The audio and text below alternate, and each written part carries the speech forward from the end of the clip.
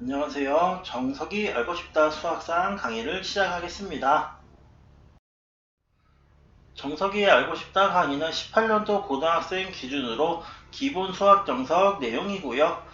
중요 문제 및 쉬운 내용 위주로 강의를 진행을 합니다. 이번 장은 1장의 다항식의 정의와 다항식의 덧셈 뺄셈에 대한 내용입니다. 다항식의 정리에 대한 좀 용어부터 먼저 알아보고 갈 건데요. 맨 위에 보시면 페이지가 적혀 있습니다. 거기를 참고해 주시면 좋고요.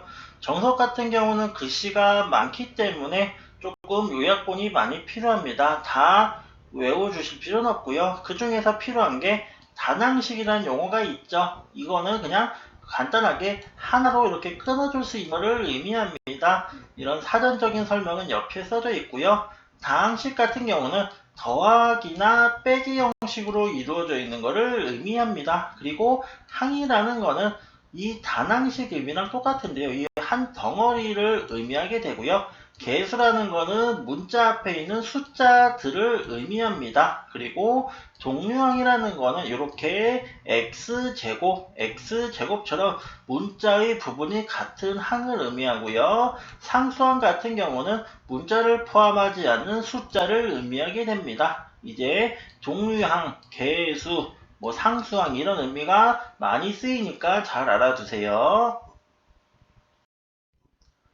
다항식의 정리에 대한 문제인데요. x로 한번 묶어볼 건데요. x로 묶으라고 하면은 x를 제외한 다른 문자들은 상수항 취급을 합니다. 그래서 x제곱에 대한 거는 요거 하나 있고요. x만 있는 거는 여기 있죠. 그리고 상수항은 나머지 문자들이 있는 거를 상수항이라고 합니다. 그래서 y가 들어가고 숫자가 들어가 있는 거를 상수항 취급해서 써주신 다음에 x 같은 경우는 지금 여기가 두 개가 있죠. 그래서 기왕이면은 묶어주시면은 이런 식으로 써주실 수가 있습니다.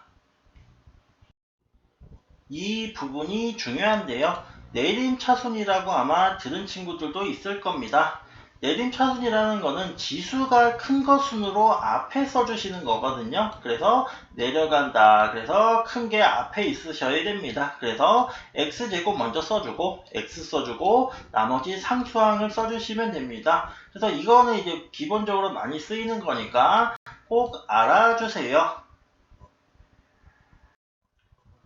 다음으로는 오름차순 정리라고 있는데 이거는 반대로 지수가 작은 것 순으로 앞에 쓰는 겁니다. 그래서 상수항 1차, 2차를 써서 올라간다, 차수가 올라가는 거 생각하면 되는데 이게 생각보다 별로 그렇게 중요하지는 않습니다. 그래서 이것보다는 내림차순을 먼저 외워주세요.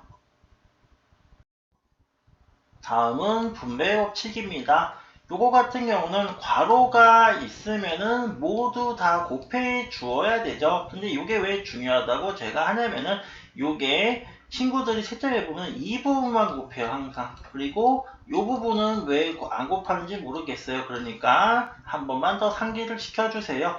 그래서 전개를 하면은 이런 식이 나오는데 저희가 인수분해를 배울 때 요렇게도 갈 줄 알아야 되고 요렇게도 갈 줄 알아야 되죠. 그래서 기본 분배 법칙에 대해서 다시 한번 생각해 주세요.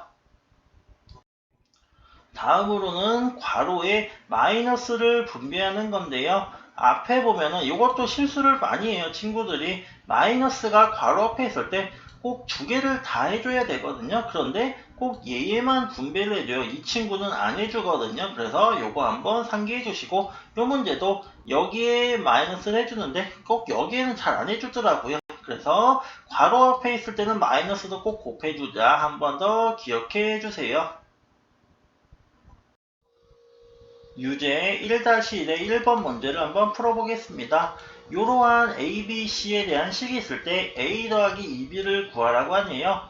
A는 바뀐 게 없죠. 2B 같은 경우는 2배를 해줘야 되죠. 그래서 꼭 다 세 군데 곱해 주시고 그거를 더해 보겠습니다. 더했을 때 알 수 있는 거는 4차는 한 개밖에 없고 3차는 여기도 하나죠. 2차는 두 개가 있네요. 그래서 계산해 주시면 마이너스 3이 나오고 1차는 하나밖에 없죠. 그리고 상수항도 하나밖에 없죠. 그래서 계산을 해주시면 이렇게 쓸 수가 있는데 기왕이면은 내림차순을 배웠으니까 내림차순을 써주세요. 그래서 4차부터 3차, 2차, 1차 상수항 이렇게 써주시면 됩니다.